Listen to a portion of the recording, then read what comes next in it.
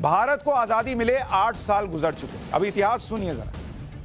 1947 से 1954 आ गया था, लेकिन गोवा को पुर्तगाल के कब्जे से छुड़ाने के लिए तत्कालीन प्रधानमंत्री जवाहरलाल नेहरू कोई बड़ा कदम उठाते नजर नहीं आ रहे थे और करीब 8-9 साल तक गोवा के विलय का मामला ठंडे बस्ते में रहा। अगर इसमें किसी ने जोर दिया और गोवा की मुक्ति के लिए बड़ा आंदोलन किया तो वो है राष्ट्रीय स्वयंसेवक संघ यानी आरएसएस, जिसने गोवा मुक्ति आंदोलन की व्यापक रणनीति बनाई। जो कह रहे थे ना कि आपके यहां कुत्ता भी मरा है, आपने आजादी के लिए क्या किया है, सुनिए। वो आजाद भारत का वो राज्य जो आरएसएस ने मुहिम चलाकर आजाद कराया और नेहरू को ध्यान दिलाया कि बॉस इसके बारे में सोचिए। 1954 में आरएसएस के बड़े नेता जयंत राव तिलक की अध्यक्षता में पुणे में बड़ी बैठक हुई। इसी बैठक में गोवा विमोचन समिति का गठन किया गया। नारा दिया गया, गोवा को पुर्तगाल से आजादी हिंदुस्तान के नौजवान दिलाएंगे। इसी के बाद गोवा की आजादी के लिए देश भर में संघ की बैठकें शुरू हो गई। मतलब सरकार से उम्मीद छोड़ दी, नेहरू जी से उम्मीद छोड़ दी, कहा हम लड़ाई लड़ेंगे। आरएसएस की बैठकों के बाद यह निर्णय लिया गया कि संघ के स्वयंसेवक गोवा जाकर और गोवा की मुक्ति के लिए आंदोलन करेंगे। 13 जून 1955 को गोवा की मुक्ति का आह्वान संघ और भारतीय जनसंघ के नेता जगन्नाथ राव जोशी ने किया।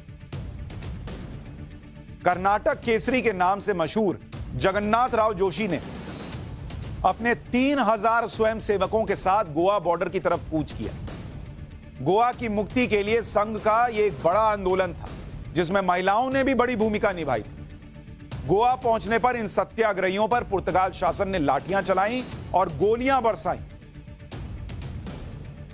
लेकिन आरएसएस के सत्याग्रही पीछे नहीं हटे।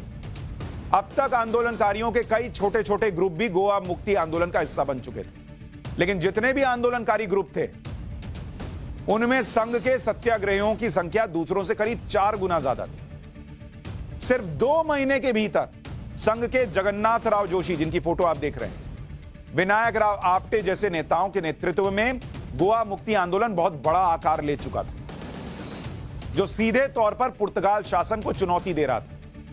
नेहरू नहीं दे रहे थे, संघ और आरएसएस दे रहे थे पुर्तगाल को चुनौती कि गोवा भी भारत का हिस्सा है। इसमें एक अहम भूमिका संघ की राष्ट्रीय सेविका समिति की महिला सत्याग्रहियों की थी। जो लोग बताते हैं ना कि संघ में महिलाएं कहां, गोवा के लिए लड़ाई लड़ रही थी महिला सत्याग्रही, जिनका नेतृत्व सरस्वती आप्टे ताई कर रही थी। 15 अगस्त 1955 को 5000 से ज्यादा सत्याग्रही गोवा में पुर्तगाल शासन के खिलाफ आंदोलन कर रहे थे, जिनके ऊपर पुर्तगाल की सेना ने फायरिंग शुरू कर दी। इस गोली कांड में 51 सत्याग्रही शहीद हुए, 300 से ज्यादा सत्याग्रही घायल हो गए। गोवा में निहत्थे स्वयंसेवकों का प्रदर्शन 3 महीने तक चला। पुर्तगाल पुलिस की लाठियां उन पर बरसती रहीं। 15 अगस्त 1955 को फायरिंग भी की गई। पुर्तगालियों की पहली गोली सीने पर जिसने खाई वो थे राजा भाऊ महाकाल। राजा भाऊ महाकाल उज्जैन के रहने वाले थे। वो इंदौर से स्वयंसेवकों को जुटाकर गोवा आए थे और वो इस जत्थे में तिरंगा लिए सबसे आगे थे।